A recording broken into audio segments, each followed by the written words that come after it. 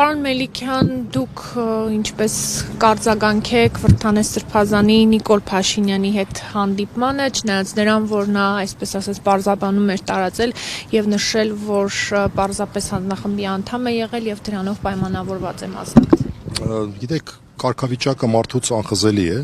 եւ նա, չգիտեմ, ինչ կարգավիճակի մասին էր խոսում, ինձ անհայտ, Վրդանես Սրբազանը հանրությանը հայտնի է եւ հանդիսանում է այս պայդրությամբ ամենայն դեպս հայ առաքելական Սուրբ եկեղեցու Արցախի թեմի առաջնորդ։ Ես այստեղ եմ լսելով նաեւ Ռոմայի այս նախաձեռնությունը, ես եկել եմ, ես հենց այս շենքում մի քանի մետր ներքև, որտեղ որ Արցախի թեմի ժամանակավոր առաջնորդարանն է, կեցավայրն է Վրդանես Սրբազանի, ես 2-3 ամիս առաջ, երբ վերջին անգամ զրույց եմ ունեցել Վրդանես Սրբազանի հետ, նախ իրեն եմ հայտնել, հիմա էլ հրապարակավ եմ հայտնում, ես ինձ համարում եմ Արցախի թեմի հավատավոր, այսինքն Արցախի թեմից եմ ես ինձ համարում, իմ զավակներից մեկը մկրտվել է Ադրբեջանին հանձնված ամենափրկիչ եկեղեցում, ինչպես մեզ հայտնի է Ղազանչեցոցում, ոչ հիմա գտնվում է Ադրբեջանի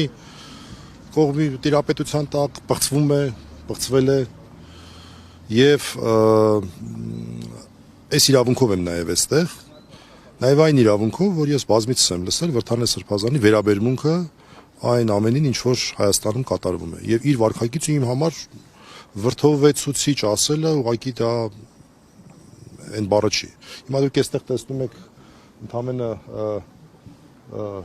ինչ-որ էլեկտրական սյուն, քաղաքացիները, որ հավաքվում են, հետևում են, ավելի շատ գտնվում եւ լավ է, որ ինչ-որ խնդիր դրված չի եղել, որքան հասկանում եմ, տասնյակից ավել արցախցիներ են այստեղ, որոնք որ պահանջում են եւ պահանջում ենք առաջի հերթին հանդիպում Վրդանես Սրբազանի հետ, լսել նրա պարզաբանումները։ Չգիտենք, գուցե Վրդանես Սրբազանը ինչ-որ բան գիտի, որ մենք չգիտենք, գուցե Վրդանես Սրբազանը մեզ համոզում է, ասում է, գիտեք, ինչ Աստված չկա, եկեք սենց բաների հետևից չընկնենք, գուցե չգիտեմ, ամենայն հարգանքով մյուս բոլոր կրոնների նկատմամբ, իսլամի նկատմամբ, գուցե մեզ համոզում է, ասում է, ժողովուրդ պետք է իսլամ ընդունենք, ինչ իմանանք։ Գուցե Ալլահ Շուքյուր Փաշազադեի հորդորները, խոսքերը եւ այլը նրա համար համոզիչ են, որ ինքը խոնարհվում է Նիկոլ Փաշինյանի առջեւ, չգիտեմ։ Փաշինյանը կոմպրոմանտ ունի նրա դեմ։ Ես մյուս տարբերակը այն է, որ Վրդանես Սրբազանը այսպես գերու կարգավիճակում է գտնվում, չգիտեմ ինչ որ պատճառներով, դա էլ չեմ բացառում, դե թող դա ասի ժողովուրդ ջան, գերու կարգավիճակով եմ կներեք, բայց պետք է մարդկանց հետ հանդիպի եւ իմ համար անհասկանալի է, թե Վրդանես Սրբազանը ինչու հարկ չի համարել մարդկանց հետ հանդիպելու, այսպես երբ որ հովիվի կարիք կա, հոտը հովիվի կարիք ունի, հովիվը գտնվում է գայլերի հետ կերուխումի մեջ, այդպես մի տեսակ, չգիտեմ, համար անհասկանալի իրավիճակ է։ Ես ունեցել եմ առիթ Վրդանես Սրբազանին ճանաչել, իմ համար սա ուղղակի ցնցող իրավիճակ էր, հենց հատկապես իր մասով։ Գիտեք, նաև եկեղեցական տեսանկյունից նայենք, գործ ունենք հոր դեմ ապստամբության հետ։ Բայց այդ դեպքում զավակները հորը ինչպես կվերաբերեն, երբ հայրը ինքը իր հոր դեմ ապստամբություն է իրականացնում։ Այսինքն մենք այսպիսի իրավիճակում իրավիճակի հետ գործ ունենք եւ այո, ողջունում եմ այս նախաձեռնությունը,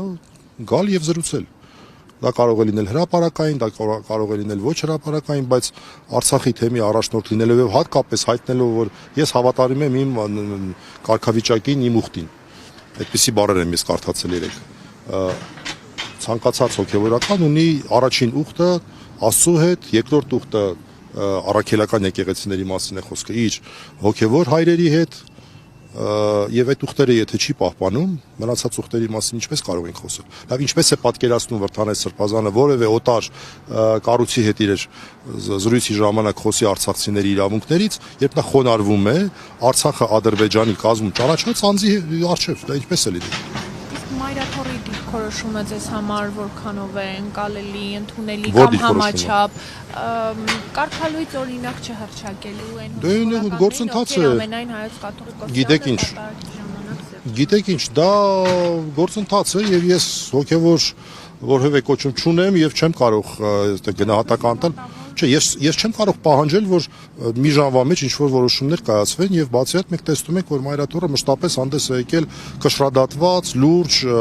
տեսնենք ինչ որոշումներ, բազմաթիվ հարցեր կան, պետք է որոշումներ կայացվեն։ Ի վերջո ես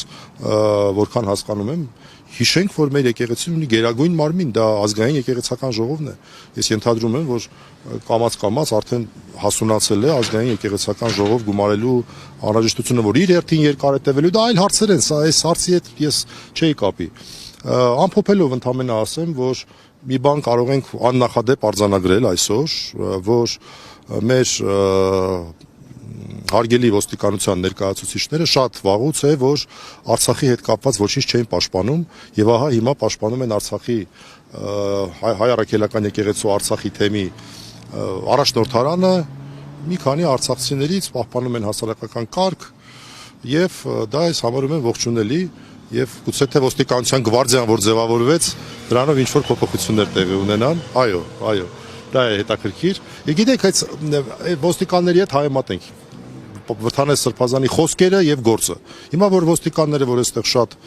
այսպես կանգնած են, մեր կողքին կանգնած են, մարդիկ հայտարարում են, ասում են մենք օրինականություն ենք պահպանում։ Հիմա որ կամերաների առջև սկսեն ինչ որ չգիտեմ, մարդկանց ծեծել անհիմն։ Ինչպես մենք կարող ենք հավատալ նրանց խոսքին, որ մենք օրինականություն ենք պաշտպանում։ Ես այս երևույթը շատ նմանեցնում եմ Վրթանես Սրբազանի գործին եւ խոսքին։ Տարօրինակ կլիներ, չէ՞։ Հիմա նույնը սրան է վերաբերում։